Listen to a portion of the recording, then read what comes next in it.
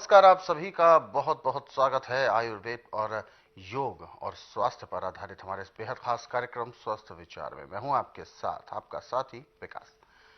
दर्शकों, योग हमारे जीवन को बिल्कुल परिवर्तित करने में एक अहम भूमिका निभाता है। योग के माध्यम से न केवल हम अपने शरीर को अच्छा रखते हैं, बल्कि अपने मन को, अपने मस्तिष्क को भी स्वस्थ और तंदुरुस्त रख सकते हैं। मस्तिष्क का जरूरी होना भी बेहद जरूरी है।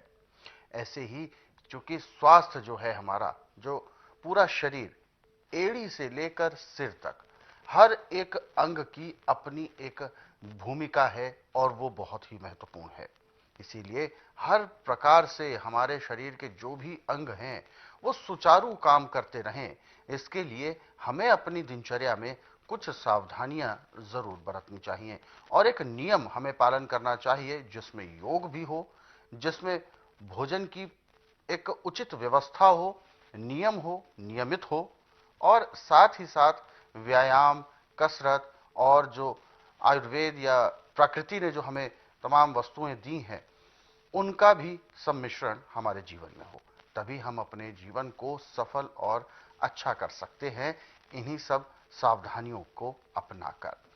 वही चर्चा इस कार्यक्रम में भी हम करते हैं कि कैसे आप अपने आप को निरोगी बना सकते हैं और क्या है निरोगी रहने का मूल मंत्र, इस कार्यक्रम के माध्यम से आपको बताया जाता है। और इन सभी विषयों में हमारा मार्गदर्शन करते हैं जाने माने आयुर्वेद के ज्ञाता गायत्री सिद्ध पंडित श्री लक्ष्मण दास रतन भारद्वाज जी। आइए सबसे पहले गुरु जी का स्वागत करते हैं और कार्यक्रम की शुरुआत करते हैं। गुरु जी, आपका बहुत बहुत स्वागत है। नमस्कार। नमस्कार। यह कार्यक्रम दर्शकों आप सभी के लिए है और हम चाहते हैं कि आप इस कार्यक्रम का हिस्सा बने। यदि आपके साथ किसी भी तरह का रोग है, कोई शारीरिक कष्ट है या कोई भी आपके जहन में सवाल उठ रहा है अपने स्वयं के स्वास्थ्य को लेकर, तो आप इस कार्यक्रम से सीधे जुड़ सकते हैं। फोन उठाएं, हमें कॉल करें या आप हमें व्हाट्सएप के जरिए अपना संदेश भेज सकते हैं। और साथ ही साथ आपको ध्यान दिलाते हैं कि जब भी आप इस कार्यक्रम को देखने बैठते हैं तो साथ में कॉपी पेन भी जरूर लेकर बैठें, ताकि आपको जो उपचार बताए जाते हैं, जो नुस्खे बताए जाते हैं, ये जो योग क्रियाएं बताई जाती हैं, उन सभी को आप लिख जरूर लिया करें, ताकि आपके जहन में उम्र भर वो चीजें बनी रहें और अपने दिनचर्या में उनको आप अप्लाई कर सकें, यानी शामिल कर सकें। तो चलिए आगे बढ़ते हैं और शुरू करते हैं आज के एक मुख्य विषय पर चर्चा। गुरु जी, जैसा कि अगर हम शरीर की बात करें और शरीर में परेशानी केवल और केवल रोग की वजह से आती है और उसी प्रकार के जो रोग है उसमें कई तरीके की चीजें होती हैं, लेकिन आज हम बात करेंगे दाद खाज खुजली की। कैसे एक सामान्य होने वाली खुजली एक बड़े दाद का रूप ले लेती है और वह दाद इतना ज्यादा बढ़ने का चांसेस उसके हो जाते हैं और बढ़ भी जाता है, इन्फेक्शन से वो अंग भर जाता है और फिर वो इन्फेक्शन यदि और समय पर ध्यान नहीं दिया गया, उसको रोका नहीं गया, तो वो जानलेवा भी कभी कभी हो जाता है। तो सबसे पहले तो मैं जानना चाहूंगा कि क्या केवल इन्फेक्शन हमें इतना नुकसान पहुंचा सकता है जिसे दाद कहते हैं? देखिए, सबसे भयंकर रोग दाद ही है। अच्छा। दाद के रोगी को जब दाद में खुजा होती है तो खारिश करने लगता है, तो जहाँ जहाँ नाखून से उसका प्रभाव पड़ता है, जहाँ तक उसकी लाग जाती है वहाँ तक वो फैलता जाता है। वो फैलता ही जाता है और जितनी खुजा करेंगे उतनी बढ़ती जाएगी। और आज पूरे संसार के अंदर इसकी कोई दवाई नहीं। जी। जो मल में बनाई गई हैं कई किस्म की चीज़ें, वो टेम्परेरी रिलीफ पे हैं, परमानेंट नहीं है। तो क्या गुरुजी आप दाद को एक बाहरी रोग मानते हैं या शरीर के अंदरूनी हिस्से का रोग मानते हैं? अंदरूनी हिस्से का रोग है भी। अच्छा, क्योंकि दाद बाहर से ही होता है इसीलिए। देखिए, कहाँ पे किस रोग ने कैसे बैठना है, बिल्कुल। ये सारे आपके खून के ऊपर का प्रभाव है। अच्छा। खून के अंदर जिस हिस्से में इन्फेक्शन ज़्यादा होगा वहीं दाद हो जाएगा। अब मेरे स्वस्थ विचार में दाग का उपचार सारा महीने डेढ़ महीने का, चाहे कितने साल पुराना, और जिसको नया दाद हुआ है उसका सारा 1 हफ्ते का है। अच्छा। मूली का सीजन है, इस टाइम आपको जो मूली के पीले पत्ते हैं ये सुखा करके रख लेने चाहिए। और मूली खाने के बाद जो ऊपर का सिरा उसको काट के ज़मीन पे लगा दें तो उससे सिंगरे पैदा हो जाते हैं।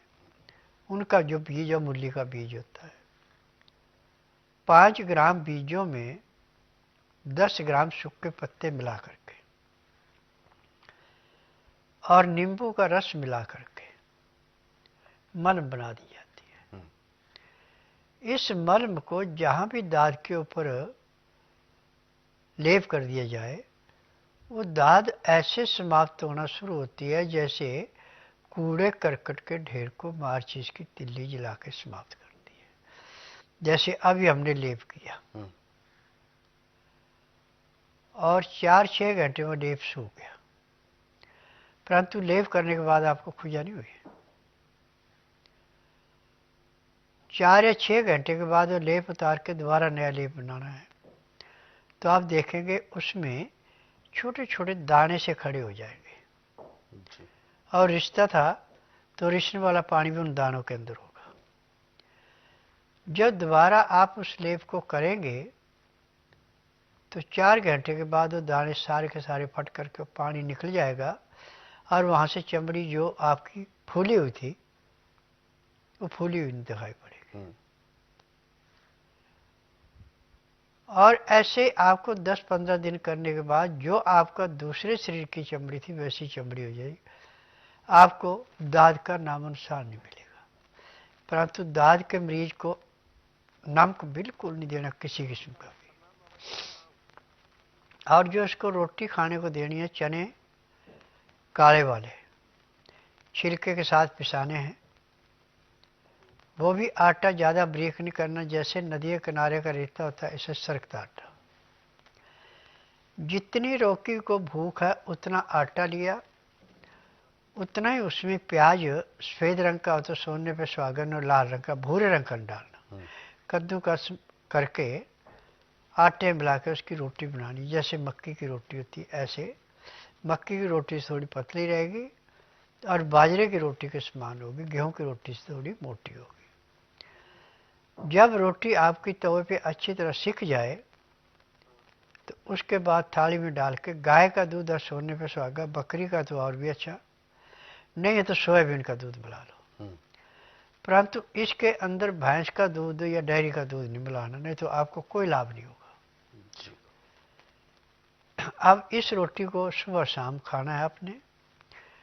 खाना खाते समय 2 गिलास आपने गर्म पानी पीना जिसमें लहसुन प्याज अदरक का रस मिला रखा है।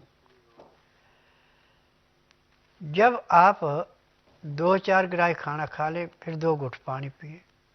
ऐसे पानी पीने में खाना खाने में यदि आप 1 घंटा लगाते हैं तो आपका खाना ऐसे पचेगा जैसे रेते की ढेरी पे पानी डाल के वो रेता पानी को चूस लेता है, ढेरी गिरती नहीं है और जो हवा से रेता उड़ रहा था उड़ना बंद हो गया। ऐसे दाद समाप्त होगी, चमड़ी बिल्कुल ठीक हो जाएगी और 1 महीने के अंदर चाहे आपकी कितनी पुरानी से पुरानी ददरी समाप्त हो जाएगी। जी। गुरु जी कहते हैं कि जब भी दाद जैसी जो एक समस्या होती है चाहे बाद में वो ठीक ही हो जाए, वो दाग छोड़ जाती है। जो 4 महीने बताया इसमें कोई दाग नहीं, जो चमड़ी पहले वाली वही चमड़ी बढ़ती, दाद नहीं रहती, निशान ही कोई नहीं। जी, क्योंकि उसमें जब नई चमड़ी आती है तो वो सफेद होती है या चमकदार होती है? जैसी चमड़ी पहले थी वैसी होगी। अच्छा, ये इसका बहुत अच्छा बेनिफिट होता है। तो बिल्कुल प्राकृतिक तौर पर दर्शकों हमें अपना जो उपचार है वो करना चाहिए और प्रयास यही करना चाहिए कि कोई भी कृत्रिम दवा लेने के समय हमें सावधान रहना चाहिए और हमें इस बात पर गौर करना चाहिए कि इसका विकल्प जब प्रकृति में मौजूद है तो हमें कृत्रिम उपचार लेने की आवश्यकता ही नहीं होनी चाहिए। तो इसीलिए कहते हैं कि यदि आप प्रकृति से जुड़ेंगे तो ही उसके बारे में जान पाएंगे, और जितना जान पाएंगे उतना ही लाभ आप अपने जीवन में उठा पाएंगे, जिसका फायदा आपको होता है अपने स्वास्थ्य में। तो फिलहाल इस कार्यक्रम में जो तमाम नुस्खे आपको समझाए गए हैं, जो उपचार आपको बताए गए हैं, इन उपचारों को आप नियमित कर भी सकते हैं और इनको लिख लेते हैं तो आपके जहन में उम्र भर वो आपके साथ बने रहते हैं। और ऐसे ही उपचारों को यदि आप और पढ़ना चाहते हैं या और अन्य रोगों के बारे में कोई जानकारी लेना चाहते हैं तो आप स्वस्थ विचार पुस्तकें पढ़ सकते हैं, और इन पुस्तकों को आप घर बैठे ही मंगवा भी सकते हैं।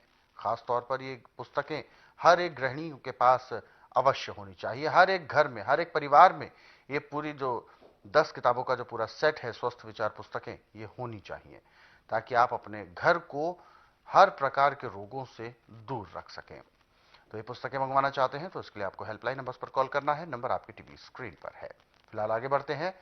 दर्शकों, यदि आप भी इस कार्यक्रम से जुड़ना चाहते हैं और कोई भी जहन में आपके सवाल उठ रहा है तो आप हमें कॉल करें या आप हमें व्हाट्सएप के जरिए अपना संदेश भेज सकते हैं। आगे बढ़ते हैं और जो दर्शक हमारे साथ जुड़े हुए हैं लाइन पर, आइए उनको शामिल करते हैं और जानते हैं कौन है हमारे साथ पहले दर्शक। हेलो हेलो, शायद कॉल डिस्कनेक्ट हो गया है। दर्शकों, यदि आपकी कॉल किसी कारणवश नहीं मिल पाती है या आप कॉल मिला रहे हैं, नंबर नहीं मिल पा रहा है, तो आप दोबारा ट्राई कर सकते हैं। आप एक दो बार और ट्राई कर सकते हैं, जरूर आपकी कॉल मिलेगी, क्योंकि जिस तरीके से आप एक बार कॉल लगाते हैं नहीं मिलता है तो नेटवर्क कंजेशन के कारण भी प्रॉब्लम हो सकती है, या जैसे आप कॉल कर रहे हैं ऐसे अनेकों दर्शक एक साथ कॉल कर रहे होते हैं। तो फिलहाल आगे बढ़ते हैं और जो व्हाट्सएप मैसेजेस हमें दर्शकों ने भेजे हुए हैं हम उनको भी इस कार्यक्रम में शामिल करेंगे। पहला व्हाट्सएप मैसेज हम ले रहे हैं। ये मैसेज राधा देवी जी ने भेजा है। 50 वर्ष की उम्र है, चक्कर बहुत आते हैं इनको, सिर घूमता है बहुत और सिर हमेशा 24 घंटे भारी बना रहता है। देखिए, इसका उपचार आज पूरे संसार में मेडिकल साइंस में, आयुर्वेद, यूनानी, होम्योपैथी में नहीं है। और मेरे पास इसका उपचार ऐसे है जैसे दूध में से मक्खी निकालना। आप बुधवार छोड़कर गुरुवार से लेकर मंगलवार के बीच में मेरे आश्रम में आइए। जिस दिन आना उस दिन रात्रि 10 बजे तक खा पी के दांतन कूड़ा करके बड़ी इलायची मुंह में रख के चूसते रहें। सुबह 9 से 10 के अंदर अपना नामकरण कराना। 10 से 12 में नाड़ी परीक्षण करूंगा।